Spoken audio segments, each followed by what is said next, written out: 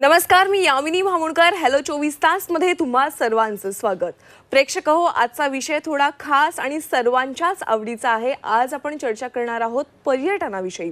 जर तुम्हाला वेगवेगळे नवनवीन डेस्टिनेशन्स एक्सप्लोर करायला आवडत असतील तर आजचा हा लाईव्ह कार्यक्रम नक्की पहा. कारण आज आपण Isha tours let's explore the off beat world या विषयावर ईशा टूरचे संचालक आत्माराम परब यांच्यासोबत गप्पा मारणार आहोत. सर आपल्या स्टुडिओमध्ये आलेले आहेत. सर, आपलं मनापासून स्वागत आहे. नमस्कार.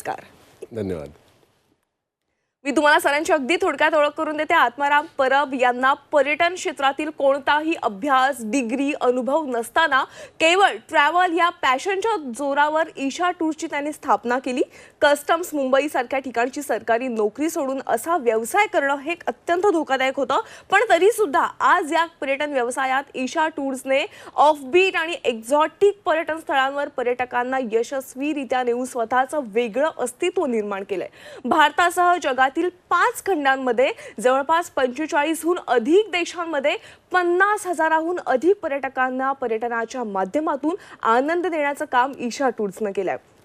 अगदी माउंटेनियर, ट्रेकर्स, फोटोग्राफर्स, लेखक आणि टूर ऑपरेटर अशा विविध भूमिकांमध्ये आत्माराम परब यांनी आपली विशेष ओळख निर्माण केलेली आहे. तर ईशा टूर्सचा आतापर्यंतचा प्रवास आणि हे ते तुम्हा सर्वांसाठी कशा पद्धतीने सुविधा देतात त्या सगळ्या विषयावर आज आपण आत्माराम परब सरांसोबत चर्चा करणार आहोत. सर, तुमचं पुन्हा एकदा स्वागत आहे. धन्यवाद. सर, विषय सगळ्यांच्याच आवडीचा आहे आणि भारताच्या उत्तरेकडील प्रदेशात वसलेलं लेह लडाख हे सगळ्यांच्याच आवडीचं ठिकाण आहे.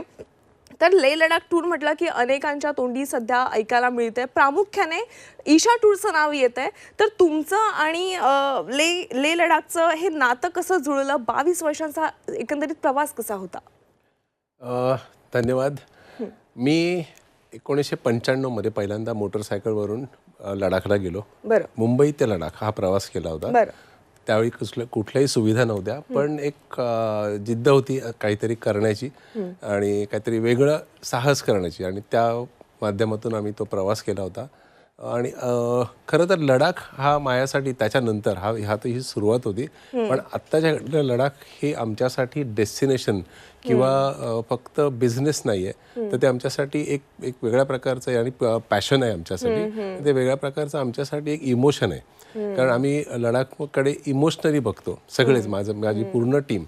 आणि म्हणूनच आम्ही आमच्या टी-शर्ट्सवरती नेहमी लिहितो की लडाखवर लिहितो आणि खाली इमोशनली कनेक्टेड विथ लडाख असं एक ब्रीदवाक्य आमचं तयार झालेलं आहे. आणि ते गेल्या 22 वर्षांच्या ह्या कालावधीमध्ये आम्ही एक अखंडपणे आम्ही करतो आहोत. आणि खरंच अभिमान वाटतो की जिथे पहिल्यांदा मी तुम्हाला आणखीन सांगायला आवडेल की जेव्हा 95 साली मी मोटरबाईकवर गेलो होतो त्यावेळेला अतिशय विचित्र भयानक असे अनुभव आम्हाला आले त्या प्रवासामध्ये आणि जीवघेणे होते. आणि त्याच्यामध्ये म्हणजे थोडक्यात सांगायचं म्हटलं तर त्या पूर्ण प्रवासामध्ये 17 दिवस एका ठिकाणी अडकून पडलो होतो आम्ही, आणि त्यातले 6 दिवस विदाऊट फूड आम्ही काढले.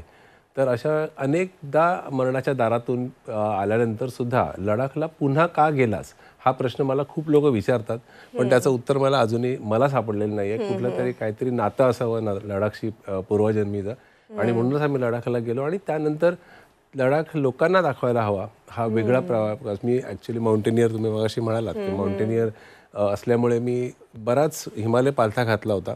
पण लडाखला गेल्यानंतर वाटलं की हे काहीतरी वेगळं आहे, हे लोकांनी बघायला हवं, लोकांना आपल्याला दाखवायला हवं. त्याच माध्यमातून मी 2008 वर्षानंतर मी ईशा टूर्सची निर्मिती केली आणि लडाखला घेऊन जायला सुरुवात केली. आणि तेव्हापासून जे नातं आहे ते आजही तसंच तेच इमोशनल आणि भावनिक नातं आहे.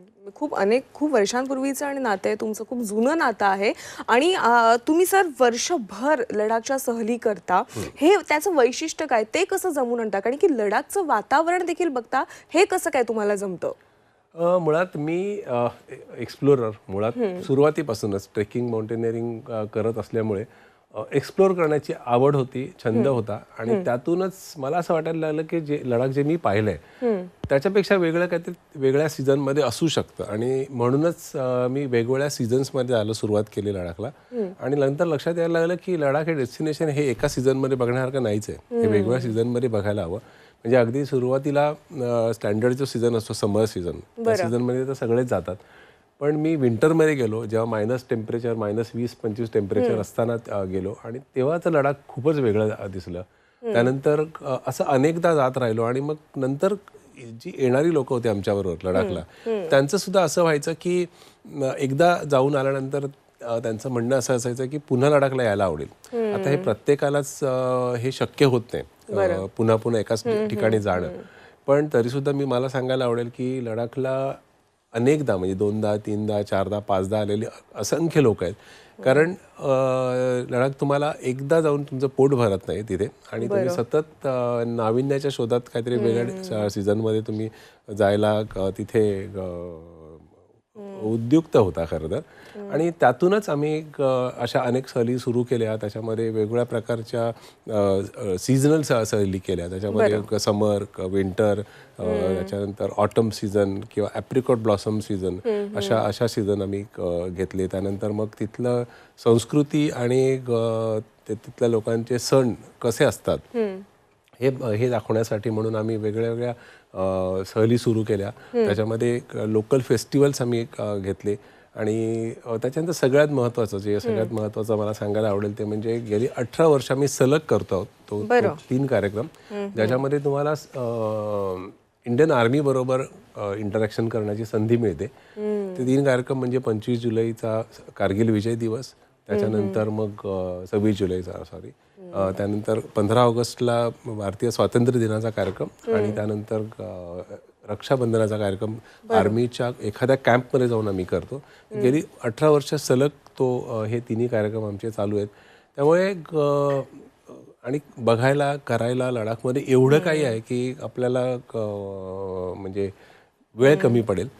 त्यामुळे आमच्याकडे लडाखसाठी किमान 8 ते 10 वेगवेगळ्या आयटिनरीज आहेत की ज्याच्यामध्ये तुम्ही वेगळ्या सीझनमध्ये तुम्ही इव्हन मोटरबाईक एक्सपिडिशन ज्याच्याने माझं सुरुवात झाली, मी मोटरबाईक एक्सपिडिशन करूनच पहिल्यांदा गेलो. त्यामुळे आता ॲडव्हेंचर ॲक्टिव्हिटीजमध्ये सुद्धा लडाख आपण खूप चांगल्या पद्धतीने एक्सप्लोअर करू शकतो. आणि आता अलीकडच्या काळामध्ये रस्ते खूप चांगले झाले आहेत, हॉटेल्स खूप सुंदर झाली आहेत, त्यानंतर तुम्हाला असणाऱ्या सुविधा खूप छान झालेल्या आहेत. त्यामुळे आता लडाख जास्त सोपं झालंय. आणि खूप लोकांचा हा एक गैरसमज आहे, मी त्याला गैरसमजच म्हणेन, कारण आज 50,000 पेक्षा असं लोकांना मी लडाखला नेलंय.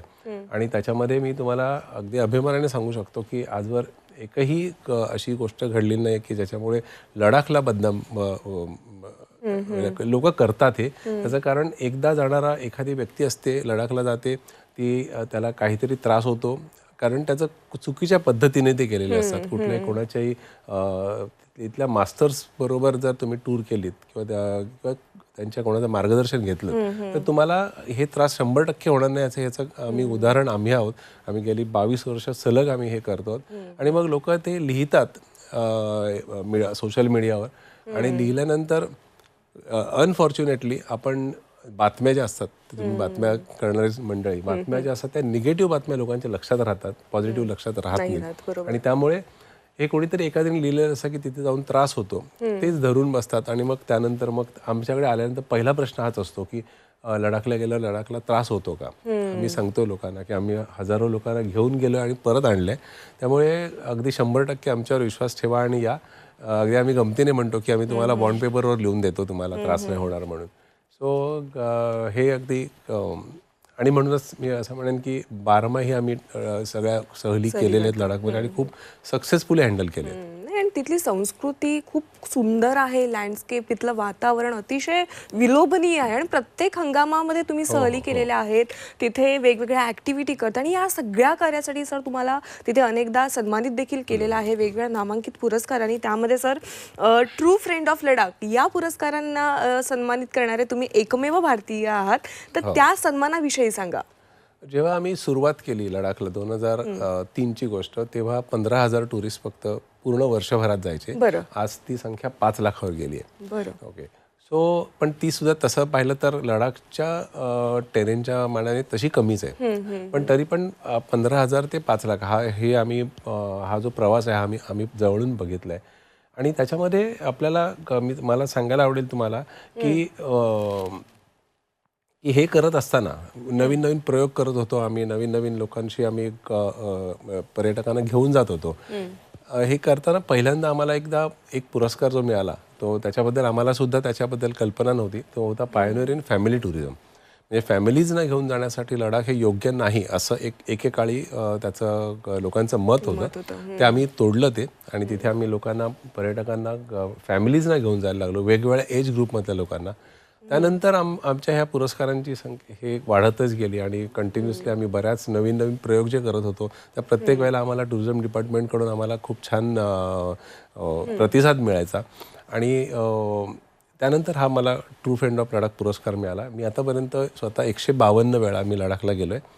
त्यातला 100वा माझा जो 100वी टूर होती लडाखची, ती तिथल्या टुरिझम डिपार्टमेंटच्या तर्फे साजरी केली गेली. तिथे लोकांनी माझा सत्कार केला आणि त्याच वेळी मला ट्रू फ्रेंड ऑफ लडाख हा पुरस्कार दिला. कारण जगाला, भारताला किंवा जगाला जोडण्याचं काम टुरिझमच्या माध्यमातून आम्ही केलं असं त्यांचं म्हणणं होतं.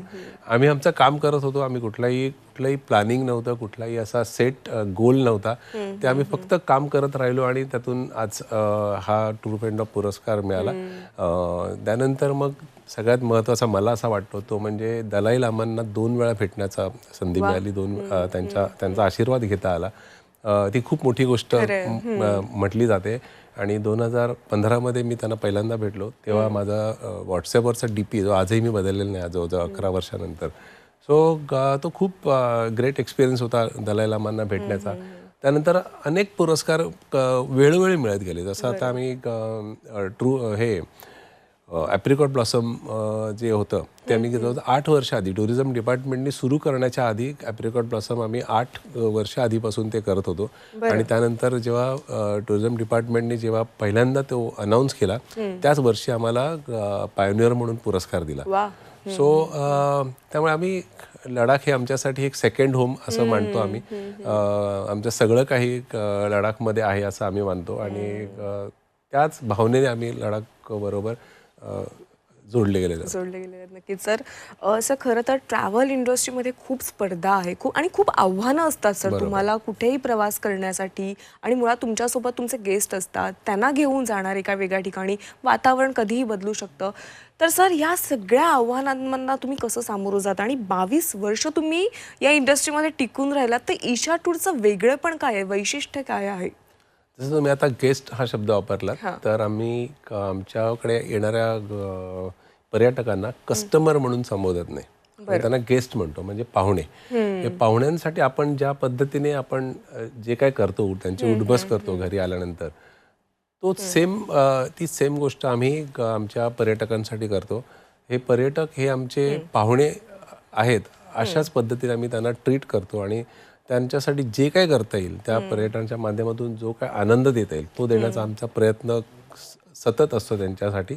आणि आम्ही एक वेगळंच आमचं नातं तयार झालेलं. आमच्याकडे आलेली जी लोक आहेत त्यांचा एक कॉमन फीडबॅक असतो की तुमच्याबरोबर ट्रॅव्हल करताना आम्हाला एखाद्या कुटुंबाबरोबर ट्रॅव्हल केल्याचा आनंद मिळतो. म्हणजे असं वाटतं की एक कौटुंबिक वातावरणात आपण एक ट्रॅव्हल करतो असं वाटतं. सो ती आमची खरी मिळकत आहे. आणि आज फक्त केवळ माउथ पब्लिसिटीच्या जोरावर आज जवळजवळ 50,000पेक्षा जास्त टुरिस्ट आमच्याकडे आज जगभरामध्ये ट्रॅव्हल करत आहेत. कारण आमचे हे जे टुरिस्ट आहेत यांना आम्ही आमचे ॲम्बॅसेडर म्हणतो, ब्रँड ॲम्बॅसेडर. आणि प्रत्येक जण तुमच्याशी समोरासमोर बोलताना तुम्ही एक कौतुक करता एकमेकांचं, ते कधी कधी खोटंसुद्धा असतं. पण आज आमच्या पाठीमागे आम्ही टूर करून आल्यानंतर प्रत्यक्ष लोकच जाऊन आले लोकच आमच्याबद्दल कौतुक करतात आणि लोकांना सांगतात आणि त्यामुळे अजून लोक त्याच्यामध्ये जोडले जातात. सो आमचं वेगळेपण म्हणण्यापेक्षा आम्ही हे स्वतः एक आमच्या प्रत्येकाला आमच्या टूर मॅनेजर्सना आम्ही सांगितलं गेलेलं आहे की आपल्याकडे ही मंडळी आपला वेळ आणि पैसा दोन्ही खर्च करून आपल्याकडे आलेली आहेत, त्यामुळे त्यांचा योग्य मोबदला त्यांना 100% मोबदला मिळालाच पाहिजे. यासाठी पूर्ण टीम आमची झटत असते. नक्कीच. सर तुम्ही नेहमीच म्हणता आणि मगाशी देखील म्हणालात की तुम्ही स्पर्धा ही स्वतःशीच करता, तर हे जरा उलगडून सांगा.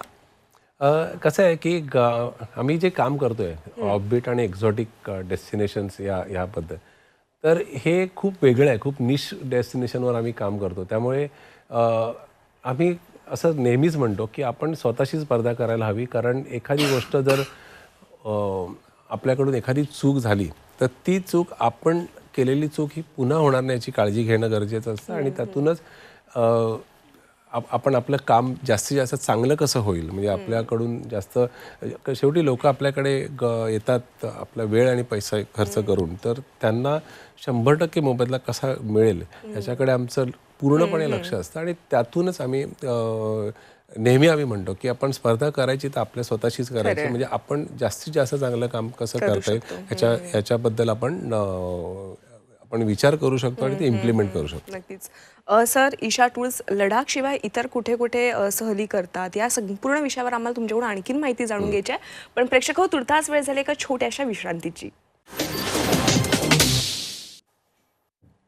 ब्रेक नंतर पुन्हा एकदा स्वागत आहे. Isha tours let's explore the off beat world या विषयावर आत्माराम परब आपल्यासोबत चर्चा करताय. सर, तुमचं पुन्हा एकदा स्वागत आहे. सर, लडाख आणि तुमचा प्रवास या विषयावर तुम्ही एक पुस्तक देखील लिहिताय. लडाख प्रवास अजून सुरू आहे, तर या पुस्तकाविषयी आम्हाला थोडं सांगा. हे पुस्तक ऑलरेडी आलेलं आहे, 2013 साली आले.